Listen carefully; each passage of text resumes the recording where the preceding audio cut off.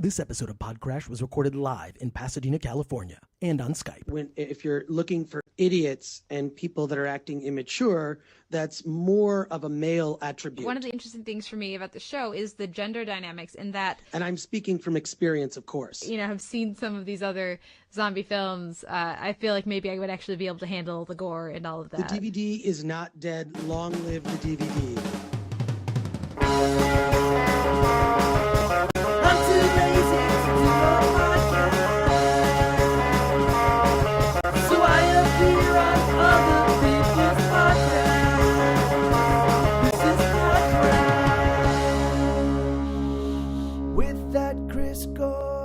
Welcome to the show. I am that Chris Gore. This is, of course, PodCRASH, and PodCRASH is the show where I appear as a guest on another podcast, so you kind of get a taste of it. Also gives me an opportunity to talk about anything under the sun. This week we're talking DVDs on a show that I did called Televerse. But before we get to that, a couple of quick plugs. I am going to be doing the Keith and the Girl Show Saturday, August 11th at 7 p.m. at Meltdown Comics on Sunset in Los Angeles. Go to keithandthegirl.com for tickets. Also, our first PodCRASH show live at IO West. That's Saturday, August 18th at 7:30 p.m. That's at IO West 6366 Hollywood Boulevard. Tickets are available at ioimprov.com/west.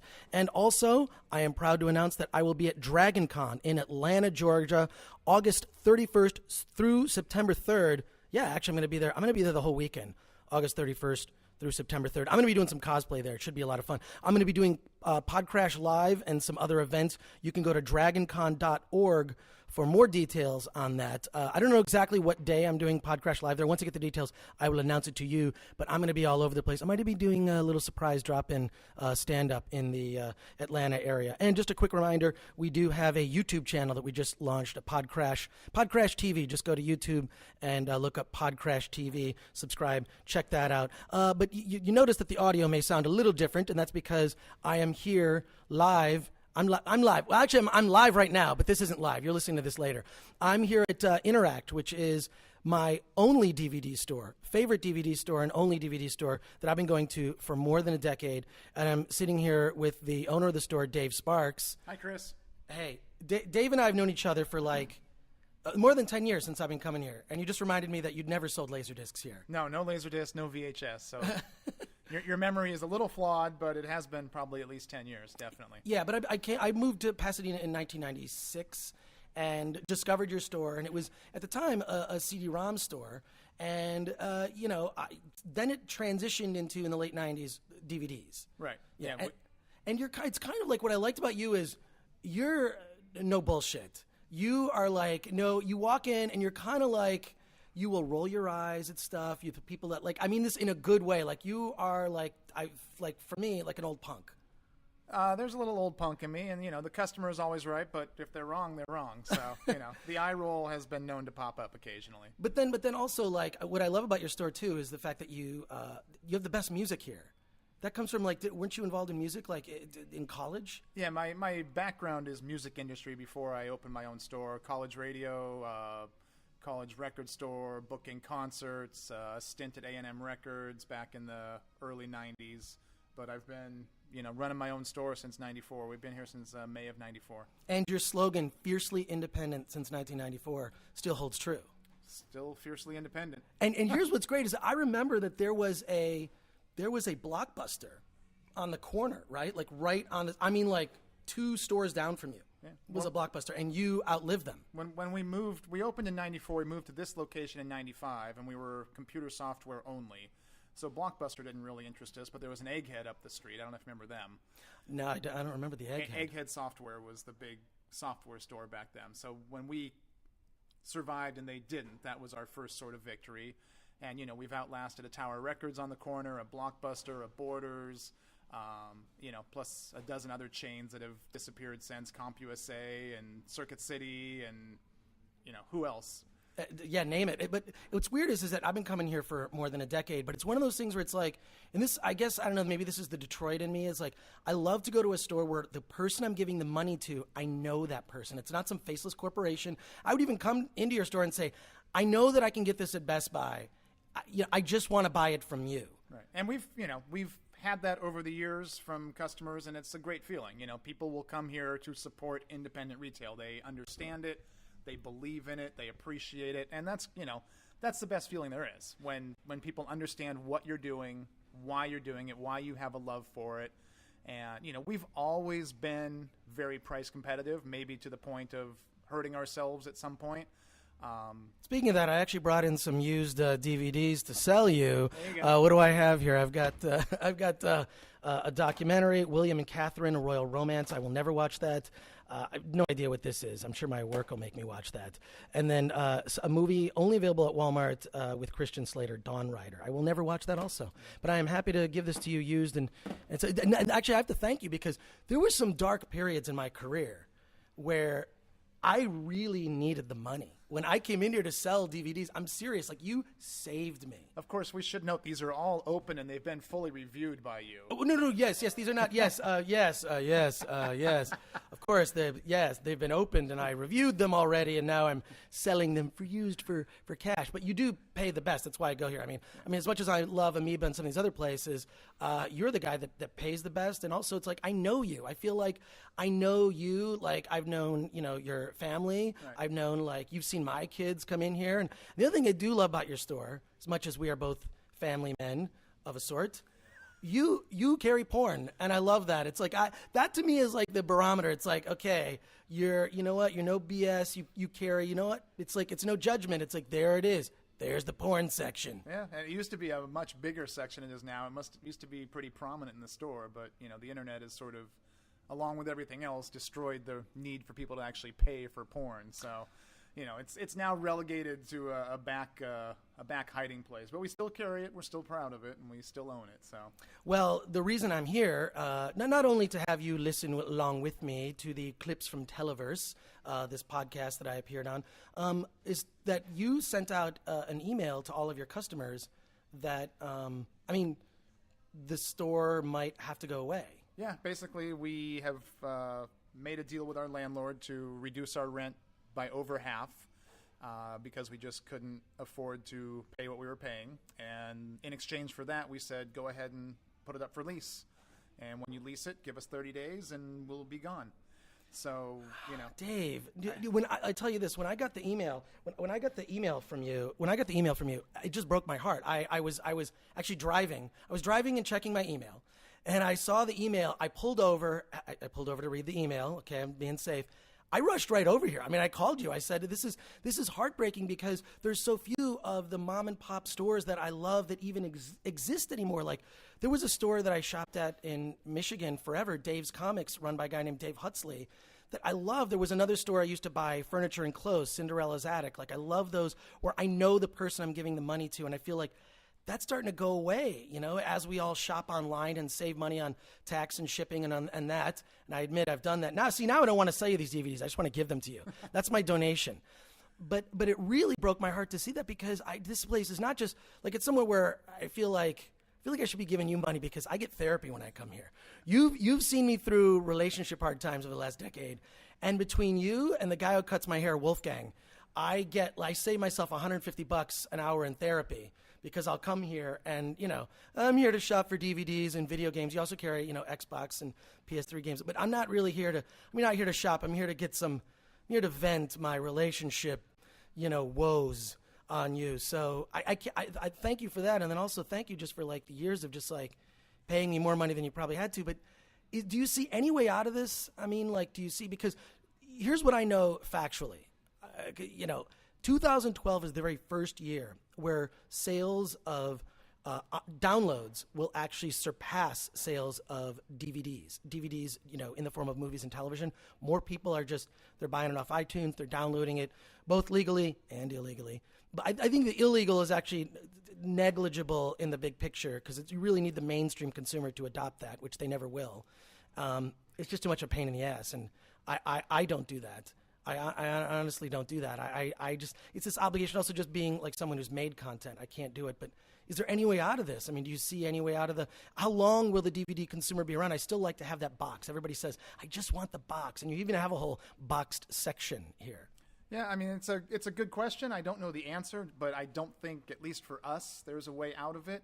And I think we are a very finite number of years away from the point where, I think Blu-rays are going to last longer, but I think your actual DVD, I think that's going to be a streaming cloud thing in a number of years. The resolution that people can get streaming, I think you're going to see those really diminish on store shelves as far as a physical product that's being available. Our history is in the PC game, and there are PC games left and right that come out that you cannot buy on a disc. You can only download it off the internet. And that's just, that wasn't imaginable X number of years ago. And, I think we're going to see it with console games too. I think you're going to see more and more of them. You just log in and you download it, straight to your 360 drive, and you're going to see less and less discs in the stores over time. Well, I think that's the wave of the future.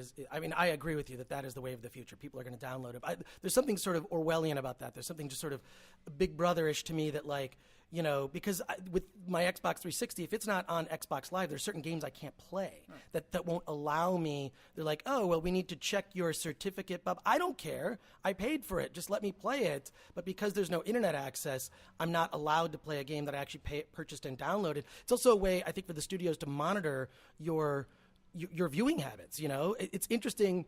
I was talking to someone at E3 a while back just saying that there was a particular game that was played through to the end, because they actually have statistics of how people will play usually 20 to 30% of a game and give up. That's the average. But they keep track of every statistic, your viewing habits, what you're watching, when you're watching it, how many hours. And I happen to know that for the PS3 and the Xbox 360, more people use those devices now actually to watch media than they do to actually play games. That watching media via, whatever it is, Netflix, TV services, that has surpassed the time people use it for playing games. Right, and that's exactly what we're feeling here. We're feeling the ease of accessibility to Netflix on your 360, on your PS3, on your, internet-ready TV that you buy out of the box. You don't have to do anything. You push a button on your remote and Netflix is there, $8 a month, and, we have people coming in right now saying, yeah, I have Netflix, but there's nothing on there I want to watch. That may be true, but the ease of it is, all that content for $8 a month, it's tough to be in this business where we're at, and we've seen prices just, we're selling stuff for $2, $3, $4, and it's tough to crack a nut, that's a certain size when you're making $1 or $2 a disc. You have to just sell such a quantity, and it isn't feasible for us anymore, unfortunately. You just have to hope that people like my mom, who are really technically not savvy, just remain old and live, because she will always do DVDs. She does technology. She has an iPad. She has no idea how to use it. She doesn't know how to use it for anything. It's hilarious. So old people should live longer and get into DVDs. Well, and that's the other thing about, is there a way out of this? The change is so generational that, there is never going to be this young crowd that's looking for a music store, looking for a video store, looking even for a bookstore. That's just a way of the past for any retail store like that. But there's something about that that's like the culture. It's sort of like that, why you go to a movie, you want that, why you go to a movie in a theater, you want that sort of collective experience, which I will say, if what happened at the end of The Dark Knight Rises, there's a big, spoiler alert, Dark Knight Rises, there's a big nuclear explosion at the end of the movie, that would actually act as that would just wipe out, that acts as an EMP, and that would wipe out any of your electronic device. So only if you actually had physical media and a DVD would you be able to watch stuff, assuming you've got a DVD player that works. So all that stuff with the cloud and everything going to internet could all go away with basically a solar flare. Yeah, it's a flip of a switch somewhere could alter the landscape, but been waiting for that for years. It doesn't seem to be happening, so we're gonna have to go to Plan B, which is not having a physical location, not being a retail store anymore, which is... And speaking of your retail store, give the information for everyone that would want to stop by. I am a regular customer. I come here every week to Pasadena to your store. It's Interact is the name of the store, and it's on Lake Avenue. What are the details? Give the phone number and website and everything. 350 South Lake Avenue in Pasadena, California. Phone is 626-578-7282. Website is interactcd.com. And Facebook is /Interact Store.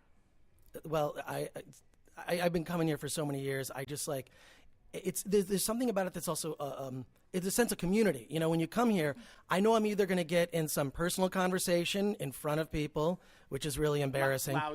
Loudly, like, well, I was out till 5 a.m, and oh, Dave, I got a story for you. Or, you know, we end up just talking about like movies, just like, and then it ends up gathering a crowd. It's almost like, in a way, I was doing a podcast for free here in the store before I was doing this podcast here, which I'm also kind of doing for free. Let's be honest. I don't have any real paid advertisers, just my own personal plugs. But I mean, it just that sense of like, you know, sitting here and you meet random people that are all passionate about film, all getting into these deep discussions, and then, oh, well, you've got to check out this DVD, and you've got to get that one, and oh, over in that section, in the anime section, Dave's got. Make sure you look that up. I mean, I can't tell you how many times I've like tried to point customers to other stuff, and I know you've done that too. There's something that won't exist. There's no little agent. There's no pop-up window that's going to pop up and say, you should watch this to so-and-so this. It's like, no, that's a human. Yeah, and that's, you know, it's a very sad place we're going to, you know, with this dearth of retail stores. You know, when it's just going to be Walmart and Target or whatever, and it's going to be online, and you're going to be missing all of these independent stores no matter what they're selling, you know. Are you still buying DVDs? Like, didn't you have a site like it was like Sell My DVDs or something? Is that still a lot active? It's still active. The best bet is to bring stuff into the store if you're local, because yeah, we're still buying until, I'm not going to say the very last day, but we're still buying. You know, right now everything's business as usual until we find out, you know, when they lease it. But right now we're definitely still buying, definitely, you know, still selling. I think you're going to be around for a while, because just driving around Pasadena, I see a lot of other places up for rent. I mean, they're showing it on Tuesday to someone who's quote unquote very interested. So that's sort of scary. now that I've made the deal, I don't want it to go away quite yet. But well, what are you going to do? I mean, just like, you know, we've known each other 10 years, and a lot of people don't know. This is what's really cool. Back in the day, you when Film Threat was doing DVDs.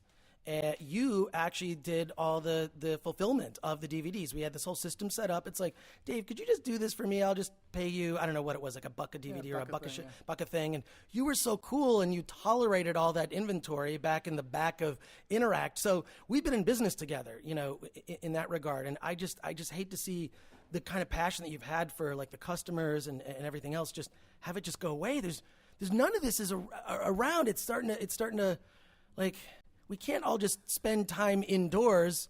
I mean, it's the summer, my favorite time to spend indoors, because it's too sunny out, and I'm not a fan of cancer. So, Dave, this really bums me out. Yeah, well, and that's been the number one reaction we've gotten off this email is just, you know, people coming in, you know, telling us they're heartbroken and they're so sad, and, you know, where am I going to get movies now? Where am I going to rent now? You know, and there's fewer and fewer places, and it is sad, but, you know, there's a reason that Blockbuster went out of business. There's a reason that Hollywood Video went out of business. There's a reason that Best Buy has actually closed many stores. Yeah, there's a reason for all of that, and it's, you know, I understand now that it's not a failing on my part. I've outlasted them all. I've run a business as well as I can, but there are simple economic, you know, things in play that make it less and less feasible to sell, you know, what we're selling, unfortunately. Well, this begs the question. I do a segment on Attack of the Show on G4 called DV Tuesday, where I tell people to buy, rent, or pass. But I've always said that, like, maybe what it needs to have is download as part of it. But even then, I kind of feel like my segment's going to be going away. I really feel like at some point,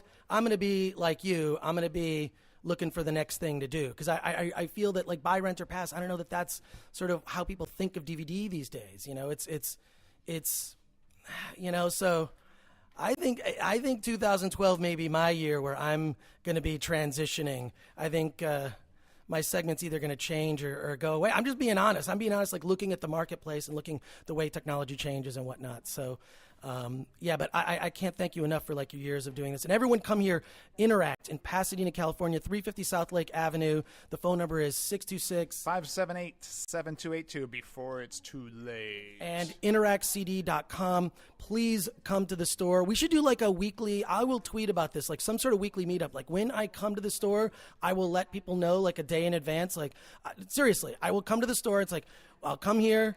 Every week, it'll be a certain time, and then we'll get people to kind of meet up, and we'll just all sort of movie geek out. You have to wear your Princess Leia costume now. My Princess Leia costume. That was a huge hit at Comic-Con. Okay, so let's get to this week's Crash. I was on a podcast called The Televerse, hosted by Kate Kolzik and Simon Howell. I was actually on an episode where they talk about, it's called The DVD Shelf. So give the Televerse a listen. You'll come back to me. I'll still be at the store, hanging out with customers. All right, now the Televerse. When you are reviewing a DVD, and I'd love to hear your guys' thoughts on this too. When you're reviewing a DVD, I already know I like the movie. I either kind of like the movie, it's okay, or I love the movie and I have to have this on DVD. But I'm always looking at what's that special feature? What's that thing that enhances the experience? Is it like, some DVDs are so good, like the Taxi Driver Criterion Edition. It's like taking a master class taught by Martin Scorsese. It's incredible. So I buy DVDs for the special features because you can see the movie in any form. It's fine. You can see the movie. I buy DVDs because it's a movie I like, and it's a movie that has special features that I will experience. Even the Star Wars Episode 1 DVD, which I'm not a fan of. The Star Wars prequels have their problems, obviously. Yeah. But there's a special feature on the Episode 1 DVD, the original one, where it's a documentary, and I believe it's called The Beginning. And it's not filled with that sort of stirring Star Wars music. It's almost shot like Errol Morris does when he does a documentary. He's just fly on the wall. There's no voiceover. There's no one telling you what's going on. It's fly on the wall. It's production sound, and it just sort of guides you. And I know that the guy who shot that, there's a much longer version of it that he thought would get theatrically released. As it is, there's like a less than hour version that's on the original Episode 1 standard def DVD that is amazing because you see George Lucas saying things like, and this Jar Jar character is going to be so great, if the audience loves him, he'll be awesome. So it's like these things that are like in retrospect kind of hilarious. So that documentary is the best special feature on all the Star Wars DVDs. I'm not talking about the deleted scenes. So I get the DVDs for the deleted scenes, and also I collect DVDs where I have this fear in my head that like I'll never be able to see this movie again. So I'll get things on DVD if it's something that like there's a movie by Kaveh Sahidi called I Am a Sex Addict, which is a brilliant. I've seen that. I've seen it. That movie, I get choked up, and I will start to cry at the end of that movie when you realize the story he's telling you and the moment that he's about to experience. I'm not going to ruin it, but you feel it's this really weird thing about this guy who's sex obsessed and he has sex with prostitutes and he's kind of an asshole and he's revisiting his relationships, but it breaks the fourth wall and steps out of it. It's experimental. It has animation. It's part documentary. It's personal autobiography. It's amazing film. And by the end, it's so moving. I own that on DVD. And there's a lot of movies, a lot of things I own on DVD that I'm afraid I won't be able to see, that it won't be downloadable. It won't be streaming on Netflix. If it's a movie that I like, fine. If I can find it on Netflix, cool. I don't need to own it. I own it for the special features. Sometimes the packaging. I have the Alien Blu-ray box set because it has the face hugger egg and it lights up. It's kind of cool. And it has a brilliant documentary about the Alien films. It's like I love, and because there's certain DVD producers that I follow. That's how geeky I get into it. Is there are DVD producers where it's like I know that it's going to be good because that guy's producing it, and they'll get good stuff. I'm shocked at like how Michael Bay, whatever you think of the Transformers movies, I think the movies are fine. His commentaries on the Transformers DVDs are amazing. He's not self-aggrandizing. He doesn't talk about how these movies are great. He talks about how he tried to do it. He talks about how he failed here. He's brutally honest. On a recent, in the Transformers 3 Blu-ray DVD, he's talking about what's her name? Megan Fox? Yeah, she was not in the third one, Megan Fox. I don't know why I spaced on her name. Megan Fox is not in the third one, and they do this sort of mini behind-the-scenes documentary where he's talking about, it's nice to have an actress, when he's talking about the new actress, who shows up on the set and is just polite and nice to everybody. And it was the most damning. It was like he was doing stand-up comedy. Like he was so mean about Megan Fox, but he never said anything about her directly. He said, some actresses feel like they have to have a certain look. He was referencing some of the plastic surgery that she'd had done. That's pretty intense, I guess. You have got to get the Transformers 3 Blu-ray, watch the behind the scenes, and there's a whole little documentary about the new girl who's taking the Megan Fox position, and all the comments that Michael Bay says, they're some of the meanest things without directly saying something mean I've ever heard anyone talk about. It's incredible how he's saying it. Like, it's like, oh my God, that's horrific. So I love that. Like, even like there's some movies like Citizen Toxie, which is a Toxic Avenger movie. And there's a commentary on there with Lloyd Kaufman from Troma. It's hilarious. He talks about first of all, he lies on it. And he says, oh, yeah, we had Brad Pitt. That's Brad Pitt, and he's wearing the Toxie costume in this scene. But he's just saying this stuff totally deadpan, completely deadpan. And I am a commentary addict. Okay, so I'm back still at Interact. Dave had to actually step out for a second, but I'm here with one of the customers who comes to the store a lot, Joseph. Joseph, how long have you been coming to Interact? Probably about almost 10 years now. And what's interesting is the reason I want to talk to you is you say that you work at one of the large chains. I work at Best Buy. You can say it. I work at Best Buy. Yeah, and what do you do? I send customers to Interact all the time. Well, it's great because not only do you have selection here, but it's like the buying and selling of the used DVDs. But like, I know you told me you work in the gaming department, but you must be a big DVD fan. Do you have I buy DVDs for the extras. I'm all about the extras, especially commentaries. Do you like to listen to those? I like them too. I'm more of just a movie guy. I come here a lot for the games, but I do pick up any movie I own. I probably have bought from here. So. And you just found out about the store closing. Sucks. Really sucks. It's a shame. This was one of the the last good, honest stores around. You come here, you talk to people, get some feedback on movies that people have actually seen. Games they've actually played. So it's kind of a not only is it a good store, it's a good vibe. So it's kind of a bummer, not a real bummer. So. But when it comes to DVD commentary, it's almost like, in a way, I feel like those are like versions of podcasts. And a lot of filmmakers are not even aware that, no one listens to these. I'll just say whatever I want. So it's shocking to me, like what, some people say on DVD commentary. Steven Soderbergh, I think, is one of the best. Bruce Campbell, you can never go wrong when Bruce Campbell does a DVD commentary. I mean, he's so funny. He'll give you anecdotes and whatnot. But for the most part, I'd say most DVD commentaries can get kind of boring because I don't care when you shot something or where you shot something. I don't care about that. Tell me something that will, give me some more information.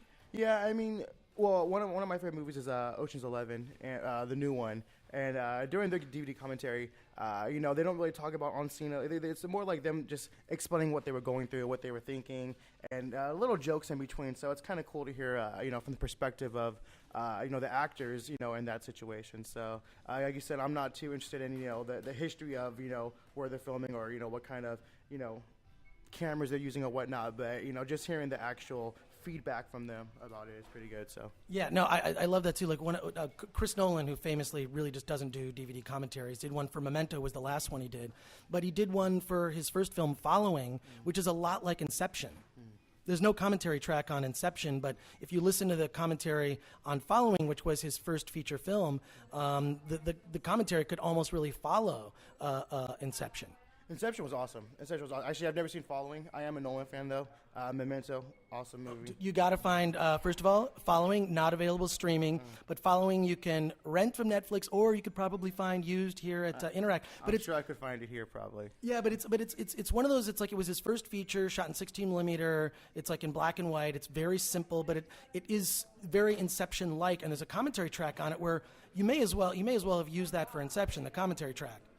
Well, Inception was awesome, and actually I have the DVD of Inception, or the Blu-ray, should I say. I have that in Blu-ray. I have not watched the commentary on that, but I definitely should check it out. It's funny because, like I said, I'm not the biggest movie guy, but the few movies that I do like I own, and I do usually watch commentaries. I haven't watched it on that one, though, but should definitely check it out. Let me ask you a question. So, like, you're working at Best Buy. How have you seen the DVD business change there? Well, we used to have about 20 rows of DVDs and CDs, and it's dwindled down to like 2 now. So, when 2 rows? About 2. Can I be honest with you? I have not been in a Best Buy in over a year. I don't blame you one bit, to be honest. But, the selection is not really what it used to be. Netflix, downloads, Hulu. It's all taking a toll on the DVD market. And Crackle. Yeah, Crackle as well too. Me personally, when I buy something, I like a physical, tangible item to hold, to keep, not just a downloaded stream or a saved file or anything like that, So something I can maybe even hand over to my buddy that hasn't seen it, or even, my kids when I get older, something like that, So, I do download, but I do also purchase many CDs, DVDs, whatever it may be. You're just saying that because you work at Best Buy. All right, okay, let's get back to the Televerse.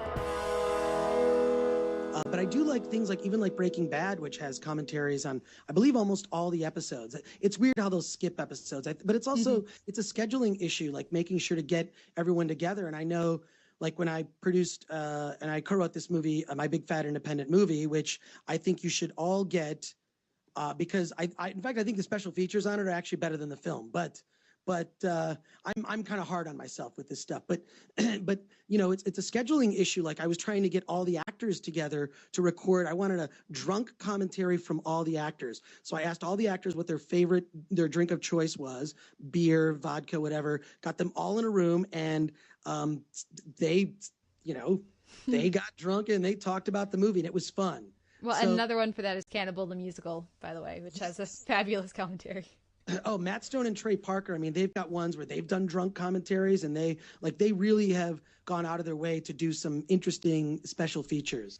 Well, and speaking of Parker and Stone, I really like their model of commentary for South Park, which I don't think I've seen anyone else do, where they do every single episode, and it's always them, but they only talk for about 5-6 minutes an episode.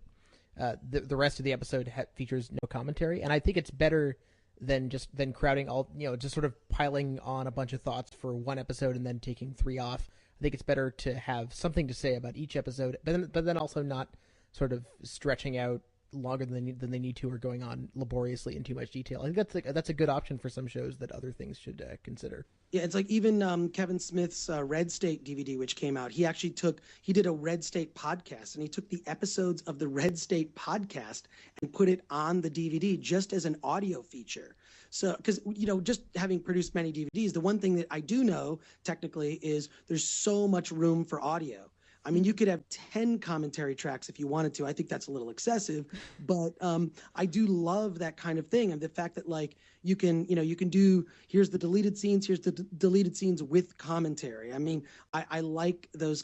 It's a way to sort of, for me, like a really well-produced DVD with special features is like, it's like a way to mark this in history. It's like, this is everything that could possibly be said about this movie, and it's an education, it's a course. And even if I haven't watched all of it, I know it's on my shelf, and someday I'm going to pull that DVD off and I'm going to completely experience it. And I like those ones that end up being like a marathon or a whole weekend. Well, speaking of these commentaries and being able to pull it off the shelf, where do you guys see special features and commentaries going as we become more and more a streaming and not a hard disk owning media and consuming population? This is depressing, because for real, 2012 is not only is this potentially the end of the world, but it's the end of the DVD, because this is the year that it's estimated that downloads of movies and television shows will exceed sales of DVDs. I mean, DVD sales have been dwindling for a while now, the last couple years. I think people, that maybe they got their, sometimes they go through a phase, my collection's too big, I'm going to filter it out. It's like, this is coming out on Blu-ray, I don't need this anymore, there's a newer version of this, why did I keep that? That's been in the wrapper for 6 months, I'm never going to watch it. This is the criteria I have for actually, getting rid of stuff and kind of cleaning out my collection. But I think a lot of people have gotten rid of their hard media. Okay, I'm back at Interact, and I'm here with Amber, who works with Dave here, a retail slave. How is that? It works out fine here. But you started as a customer here before you started working here, and how have you seen the business change in your time here? Well, I started coming here when I moved to Pasadena. That was only a couple years ago, and I started working here probably in March, so it's only been a few months. We have a very dedicated fan base, so I see that a lot. Well, yeah, I mean, people like me that come in all the time, and it's so weird because you'll see customers know each other. It's like, hey, running into so-and-so. And then Dave, of course, knows people. It ends up being kind of like a social scene. It's sort of like it's a social scene, but without the alcohol. Oh, no, it definitely is. Everyone is very friendly, and everyone seems to know each other. And if they don't, they become friends very easily and very fast. Do you see that, like, the customers that come here, they really want something tangible? They want something like box sets. You have, like, a whole box set section. That's probably one of your most popular sections, along with the Blu-ray section. Yeah, definitely. I think a lot of our customers prefer having collections. They like to actually physically have something with them.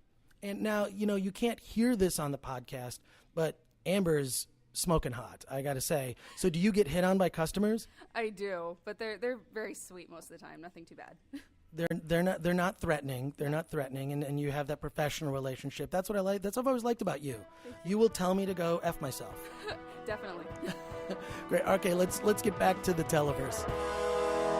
I mean, there have been few cases I've seen where you've been able to, and especially I think Netflix has to figure this out. I want to be able to stream the extras. I want to stream it I want to hear the commentary to this. Mm-hmm. I don't know. I'm curious what you guys think about this. I'm really distressed by it.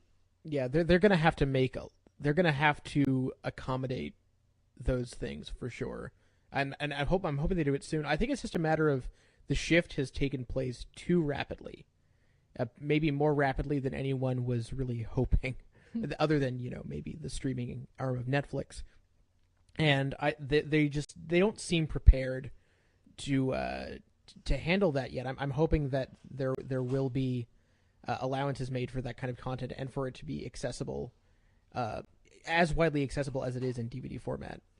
Yeah, I really I don't have, unfortunately, the time to watch commentaries the way that I used to for TV shows. I used to get the box set and watch all of the commentaries, watch all the special features. I unfortunately can't do that anymore, but I do very much enjoy them. I probably have watched the special features on the Firefly box set as many times as I've watched the episodes. I really enjoy being able to loan out DVDs and hand them to a friend and say, I think you will like this. I want to share this with you. But that is going to go away with streaming. But I think they should be able to transfer the special features idea to streaming. I think they just have to spend the time. Though maybe we're going to start seeing more of the special features just online, on websites for these shows, on official sites as opposed to in Netflix. Yeah, I mean, certainly there's been, and I think this is confusing to people who like podcasts like us. If you go to the podcast section, you'll see of iTunes, they have like video podcasts, and a lot of those are just special features or promotional things for TV shows. I mean, the Sarah Silverman show, they never did a podcast. They just have like sort of promotional elements, sort of an extension of that, and they're all just sort of a sales. It's a sales tool. It's not a real podcast, but somehow they mix it in the podcast section. Makes no sense to me. But maybe that does make a lot of sense of just having some website where it lives. But how does that then, like, I want to experience my DVD on a television, or some monitor, or my computer when I'm traveling. So how does that work? Do I have to have the Wi-Fi access? I'd rather be able to download it. But then, I do download when I'll buy a Blu-ray that has, it also comes with digital copy. I download the digital copy, but it takes up so much space. After a while, I just got to dump it off onto a hard drive. I can't keep it on my computer. Mm-hmm. So I think that, you may end up seeing sort of these video, these hard drives where your DVD collection lives like right here in the palm of your hand. This used to represent a shelf of 800 DVDs. Now I'm holding it, but it was one of those things where it's like they would take your home movies, your VHS movies, and transfer them into DVD.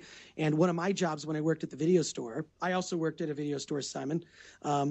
When I used to actually be out at the front desk working with customers, and I'd always recommend movies, except after a while. First of all, I was an annoying punk kid at that time, and I was extremely judgmental about the choices when people would go to, rent things on video. I would recommend movies that were totally inappropriate for them. So I suddenly got sort of thrown in the back room, like, you can't do this anymore. You've got to work in the back. And my job was to transfer home movies from Super 8, 16 millimeter and 8 millimeter to video. And now it's a whole thing of transferring, home video to DVD. You may see a whole trend where you can take your DVD collection of DVDs you own and just transfer it to a hard drive. that may end up being where we're going.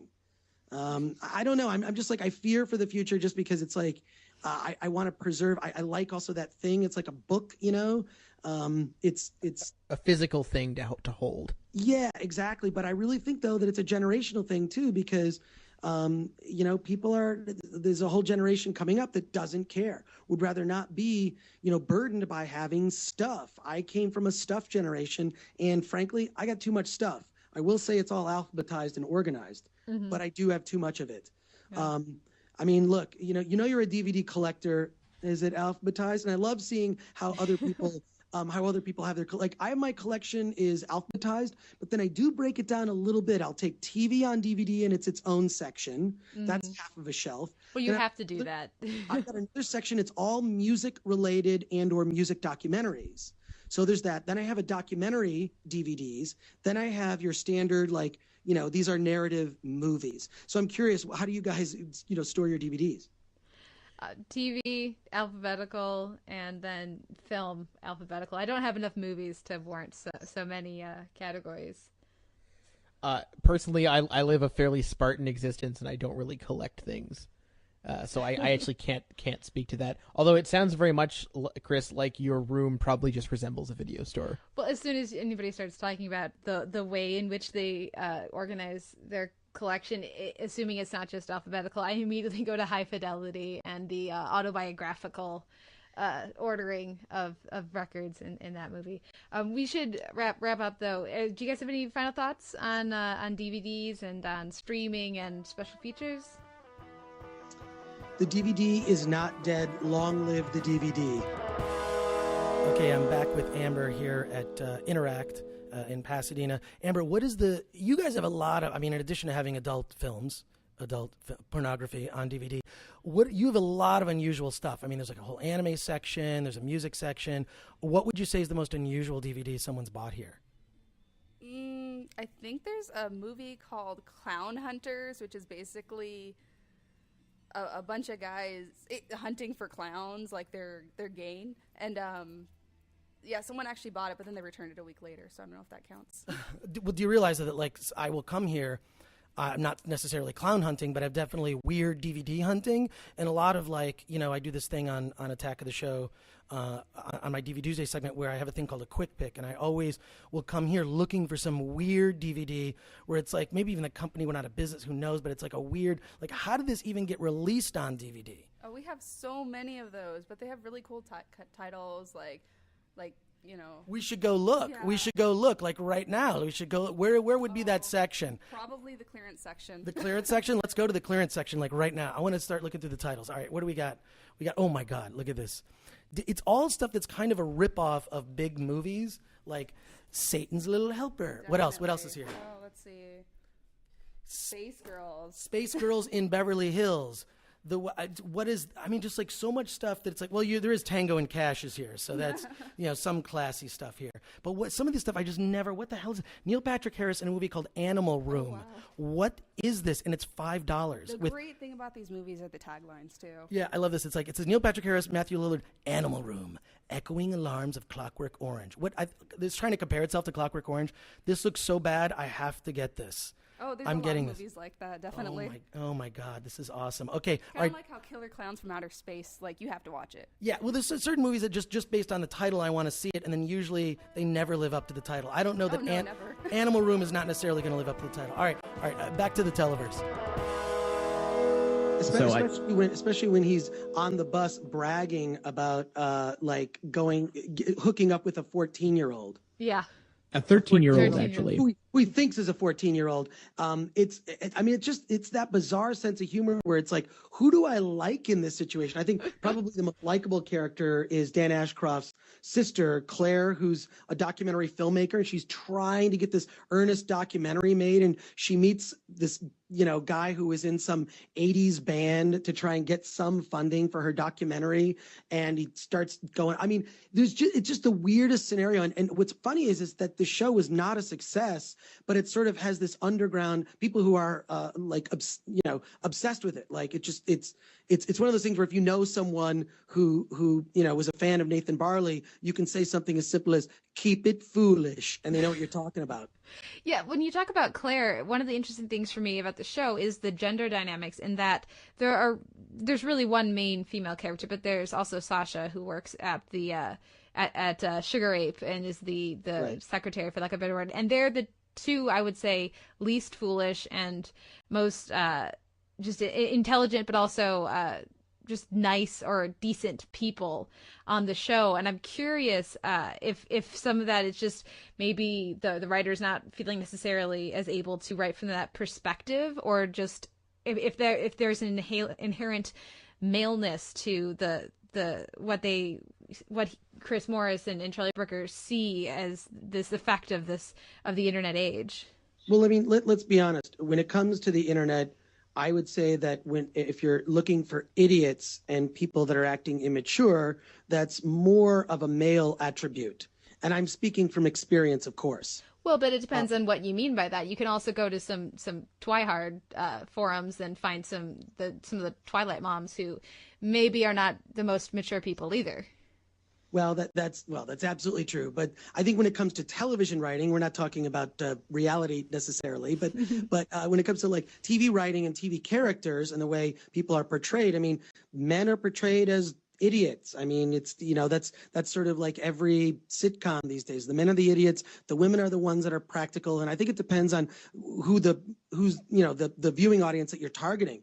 This show I think it takes so many risks, and it's like so cruel and mean and just bizarre, but like in a fun way, not in a way that's like mean towards its audience necessarily. But Dan Ashcroft is just sort of a sad figure. He just wants some sort of respect as a writer, and the only respect he gets is from the people he reviles the most. The culture he's writing about as the idiots are the people that end up worshiping him as a hero. It's like he's the reverend or whatever. He's wearing that preacher outfit man, now. yeah. So, yeah, preacher man. That's it, preacher man. I mean, it's awesome. I do believe that the show ended up airing on IFC eventually, but I was really disappointed that G4 didn't pick it up. I really feel that like with the right mix of shows, it could have enhanced, the show that I'm on, Attack of the Show, with, my DVD Tuesday segment. It would have been nice to, see some programming that actually fit the kind of things that we covered. So it's like the audience that would like Attack of the Show would invariably love something like Nathan Barley. So it became something that I tried to mention at every turn on Attack of the Show. And, I always try to sneak something in on the show, some sort of like DVD or show that you wouldn't know about unless you watched the segment. And so I'll sneak it in a reference or a quick pick or something else. I'll try to convince them to actually cover it. Yeah, I mean, and also when you have shows like this, we've talked on the podcast several times before about the British model, where you'll have, I mean, right now Nathan Barley works for the DVD shelf because there's no current planned return. But I mean, just look at Red Dwarf. This is a show that could come back in 10 years, and all of a sudden there's a new series. And then having like a series of these short run kind of more niche shows, I think, is something that other networks could benefit from. And we'll see what happens with Netflix and Arrested Development, but I think there's definitely a market for that. Well, Netflix is even talking about reviving stuff like Jericho now. Mm-hmm. So, I mean, we may even be heading for an era like that in the States.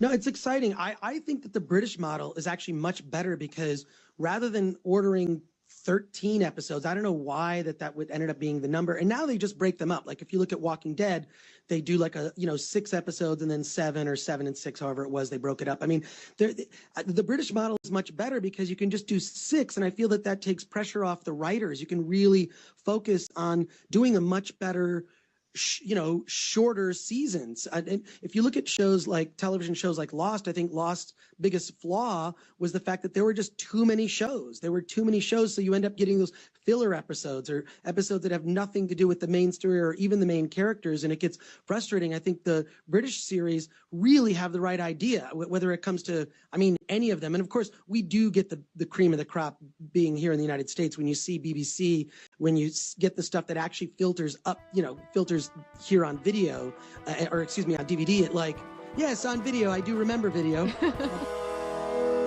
Okay, I am back at Interact in Pasadena, California. And Amber, have you ever heard of Nathan Barley? It's a BBC comedy series. I don't believe so. Okay, well then now you have to discover Nathan Barley. It's one of my all-time favorites that I like to recommend to people. It's everyone knows The Office. This is not The Office. It's basically about internet and internet culture and just how bizarre it is. And it's about this guy named Nathan Barley. You would love it.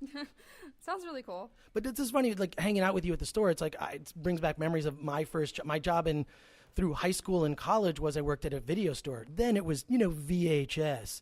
But the weirdest thing about the store that I worked at, which was Thomas Video in Royal Oak, Michigan, which is actually like Thomas Video is kind of legendary. It's one of those like Scarecrow Video, Thomas Videos, like one of those legendary stores, and I think that Interact deserves a place among the legendary DVD/movie stores. Oh, definitely. For the almost 2 decades from being here, that it's definitely a legend in Pasadena. Yeah, and so Thomas Video, I worked there through college and whatnot, and I even this is funny. Like I wanted to, because they actually had me not work with customers. After a while, they were like one of the things is I would recommend movies to customers, and I would recommend them movies that they would complain about. Like I'd recommend if you like this, you would definitely love Female Trouble by John Waters. Oh, you definitely have to fill out your customers to see who's going to like what. You can't just throw that out there. Yeah, I was really bad about that. I was definitely did not give the correct recommendations. But then finally I just wanted to lose my job, so I asked a guy who cut my hair to give me a haircut that would get me fired. And what he did was he dyed my hair sort of a purplish grape, just like your hair is right now. Oh, well, Dave likes my hair color. I got hired here with pink hair. Well, it's weird. Okay, this was in the 80s. This was in the 80s. So this was in the 80s. I had my hair cut in a weird way, and I had it dyed exactly like your hair is colored. And I did end up getting fired for that. And I think now no one cares about this stuff. You can piercings, tattoo. No one cares. That kind of judgment has gone away. Wait a sec. You're waiting on a customer. I am, but Okay, you're waiting on a customer. All right, we'll get back to this. Is the final segment of the Televerse. I mean, I think British humor in general, I think we all agree, I grew up with, Benny Hill, Monty Python, the classic Doctor Who with Tom Baker. Just British sensibility it's different enough that it just feels, it feels different and I'm attracted to that. And I love the British sensibility in terms of, when it comes to humor. So, but it does take some getting used to. You can't just jump right in. I think American sitcoms and American comedies, stuff in general is just easy to sort of jump right in, enjoy it. British comedies, it's because the tone can be so different from something like Mighty Boosh to Monty Python to Nathan Barley, you've got to kind of ease your way in. It takes let me get some time, first of all. And then sometimes you've got some thick accents that are I got to listen very carefully, to this. Yeah, I will not forget first time watching the British Office. I definitely had to put some subtitles on until I got the rhythm of it because I was having some trouble with it. But yeah, I can absolutely see what you're saying. And that's probably, I think, why it took me a little bit to get into Nathan Barley. But I'm glad that I did watch it all. I mean, it's 6 episodes. It's not a hard show to watch all of. I do feel, as much as I like the British series rather than season model of 6 episodes or fewer, I do kind of feel like the last 3 episodes feel more confident to me than the first 3. It feels like, despite the fact that it's short, you can feel a progression, and I do feel like they were just kind of really perfecting their voice, and so it would be great to have more episodes. And I know that quite a few years back they did discuss a second season, and it didn't materialize. Hopefully it will. Yeah, I mean, yeah, short seasons are great, but I would like to see more of them sort of at peak level. But of course, I don't know how difficult it would be to get this cast together. I mean, you've got Richard Ayoade, and a guy, I hope I haven't butchered his name, who is, of course, now quite a big deal on his own, and Julian Barrett and all these people. It might be tricky. And of course, how could I forget Ben Whishaw, who plays Pingu, who's now kind of like a pseudo big deal movie star. Well, and then of course there's also Benedict Cumberbatch. Oh yeah, but he's not exactly integral. No, to the show, that's true. say. That's true. But and then also there's like Pingu is one of my favorite characters. I mean, he has virtually no lines. He kind of mumbles when he talks, and the fact that he's sort of the subject of all of Nathan Barley constantly torturing him is hilarious. And then what's funny is a good friend of mine, Eric Campos, actually he named his cat Pingu after Pingu in the show. So he's a cat named Pingu. But it is kind of strange how like a series, and this is like with any sort of cult thing, it fails. And then it just becomes something that people discover later. It like didn't have this huge success or huge. I think that ends up being a good thing in the long run. You can't really revisit it. So I actually hope that they don't make more, because I don't know that they would be any good. But I'd love to talk about, just put in a plug for another show that was done by Charlie Brooker after Nathan Barley. He did a show that you might have seen called Dead Set. You heard of it? Yeah, absolutely.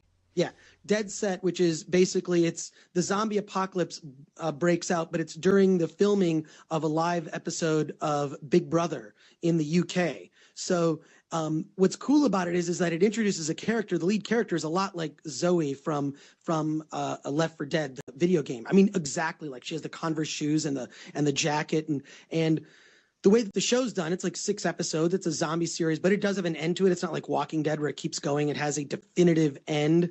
And it really discusses the whole issue of like reality TV and how we see each other. And it's all a TV show. And the people that are on the Big Brother show, they think that this must be a fake thing, that they manufactured some fake zombie apocalypse, but it isn't. It's a really messed up show. It's dark. It's also a comedy, which one would expect from Charlie Brooker, because if you've read any of his there's a great collection of his essays in a book called Dawn of the Dumb. And it's great because the cover of the book is like a parody of the poster for Dawn of the Dead, and Charlie Brooker's on the cover, and it's got the logo for Dawn of the Dead, but it says Dawn of the Dumb. His essays are amazing, where he'll write about like American politics and pop culture. He's just an amazing satirist. So highly recommend checking out Dead Set or any of Charlie Brooker's writing. Absolutely. That's one I haven't gotten to yet, but I certainly look forward to checking it out. I've heard nothing but praise over the years. And now that I, have seen some of these other zombie films, I feel like maybe I would actually be able to handle the gore and all of that. Well, I appreciate that you just said those words, handle the gore. I love that about you. So I really want to thank hosts Kate Kulzick and Simon Howell from the Televerse. Their website is soundonsight.org, and that's spelled SIGHT.org. You can also follow them on Twitter at the Televerse, and you can like Sound on Sight on Facebook. And I also want to thank Dave Sparks, Amber, and customer Joseph for talking to me here at Interact. It's really, Interact's been part of, like, for more than 10 years, like part of a habit of mine. Like, it's a store I go to every week, and to lose this is really, I don't know. I hope they find a way to stay in business. But Interact, you can go to Interact in Pasadena, 350 South Lake Avenue in Pasadena. Also go to interactcd.com. You can give them a call, 626-578-7282.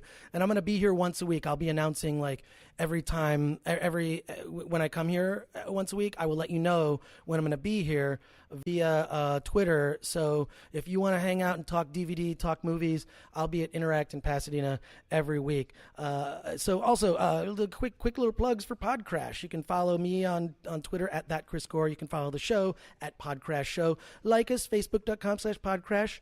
And go to iTunes. Why don't you give us a review? If you think we deserve 5 stars, it really does help other people discover the show. So that's it. And I'm really kind of heartbroken here, like standing here in the store, just talking with customers, talking with everybody about what's happening with DVD. We're experiencing a digital revolution, and there are good things about it, there are bad things, and who knows what the future holds. But I do know this. I like to end every episode of the show by saying, Amber, will you help me out? Let's get out of here! Oh, mate.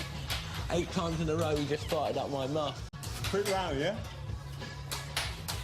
Double-handed muff, no way, man. Yeah, that's not allowed. I'm going. See you later. Oh, yeah. He invented this game, Cock Muff Bumhole. Yeah. Nathan invented it on his website, yeah? Yeah, have you played it yet? No. Watch this. Oh, brilliant. mate, Watch this. Oh! Muff's mother's cock. Oh, your bumhole just farted up my muff. It's cock, muff, bumhole. Genius. I've seen idiots playing this, yeah? Hey, if you're still listening to this, you're probably a lot like me. You're the kind of person who listens to DVD commentary. You look for Easter eggs and extras on DVDs. I like you. For that, you shall be rewarded. Send a self-addressed stamp envelope to... I'm still at Interact, so you can hear customers in the background. Send a self-addressed stamped envelope to PodCRASH with that Chris Gore, 5042 Wilshire Boulevard, PMB 1500, Los Angeles, California, 90036. And I will send you a gift. And keep listening, because here's a bonus piece of audio from the Televerse. Later. Where like Dan Ashcroft leaves this barbershop sort of in the middle of getting this weird haircut that ends up being, it's a geek pie. And then everyone, Nathan Barley's trying to copy his hair because, of course, Dan Ashcroft is his hero. And it just reminds me of just like my hair, I call it a JBF, which I think we know what that's just been